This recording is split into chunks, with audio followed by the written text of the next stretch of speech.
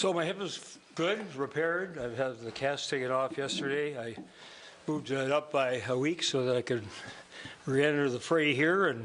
But I have no pain, and I have a brace on that restricts my motion so that I won't tear it. They say it takes 3 months for a tendon to reattach completely to the bone. So I can't kick any field goals for a while and other limits, but I'm back here, and I've been back engaged for quite some time now through, via the residents, but it was timely to come back at this point because we're approaching the deadline that we set, Commissioner France and myself, of March 19th for a tax bill to come for my signature so that we can process the tax cuts that should be part of that bill effectively for people who in Minnesota who are entitled to them, and that's a great number of people.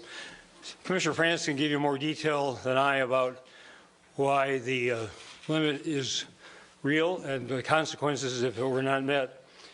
But I've been pressing on the legislature now for a couple of weeks that this imperative, and I'm very, very, very disappointed that we've not been able to reach a bill. And frankly, we had a meeting this afternoon, the Senate and House leaders, and I just have to say that the impasse is not around the tax bill. It's about this legislative office building and the Senate's insistence that they have the building and their unwillingness to let a reasonable tax bill proceed on a timely basis until they get the building, and the House's unwillingness at this point to agree to that. So I hope Minnesotans will communicate with their legislators, and these are DFL legislators, I'm sorry to say, that this is inexcusable and it's unacceptable.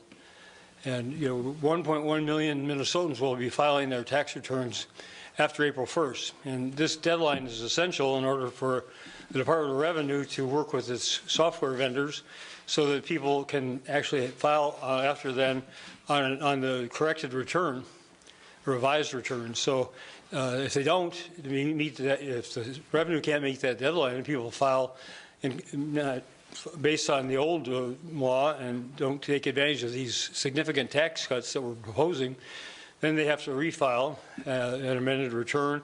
It's going to create a lot of confusion. It's going to create a lot of difficulty for the Department of Revenue to handle all this smoothly, and it's just inexcusable. And I'm very, very disappointed. We're at this impasse at this stage, and it's got to stop. We had a meeting this afternoon for that purpose. It was not productive, so we're going to continue. I'm going to start to meet tomorrow with groups of legislators to press my case on this and why it's so imperative and why they should be insisting of their leadership that this get resolved and resolved immediately. Glad to respond to questions. You pegged it to the Senate office building, so you believe that the hang-up on the tax bill is directly connected to that office building? I believe it is, yes. What gives you that belief? Well, we had a half-an-hour meeting today, and that was the sole topic. That's pretty suggestive. It's been one of the topics up until now, so it's always been part of the equation. But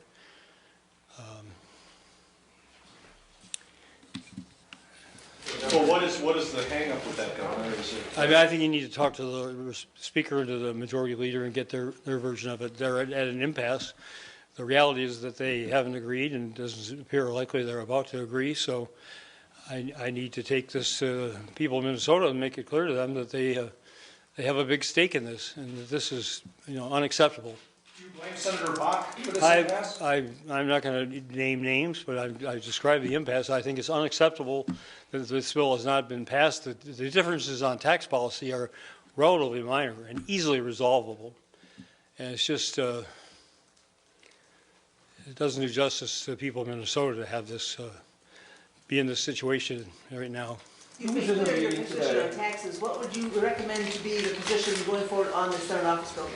Well, I've said from the beginning, I think they need a building to resolve the alignment of the Capitol, the House office building, and this building so that we have a Capitol complex that's going to serve the legislature and the people of Minnesota for the next 50 to 100 years.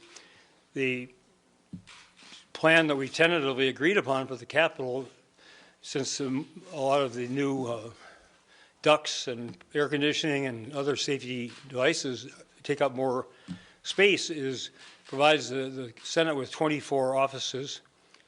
I personally would prefer it to be less, but that's where it stands now. But they have 30, I believe 38 now.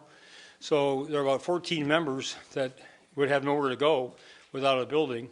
And in my conception of what I think the Capitol should be and the way the Senate and House should be connected to it, goes back to what my experience in Washington, where you have Senate and House office buildings. Every member has an office in that building. They're very perfectly functional and good spaces. They're not based on seniority. I mean, not based on majority. They're based on seniority, which is less than ideal. But at least the people are interspersed and they don't have to pick up and move their office every time there's an election or election change. So to me, that would be my vision for this space, but we haven't gotten there yet. But clearly, we have they are put in a possible situation if they don't have a permanent space for more of their members. And it's very unfortunate this has become a political issue, which it has, with the Republicans just salivating at the opportunity to try to ram this down House members' throats and my throat too.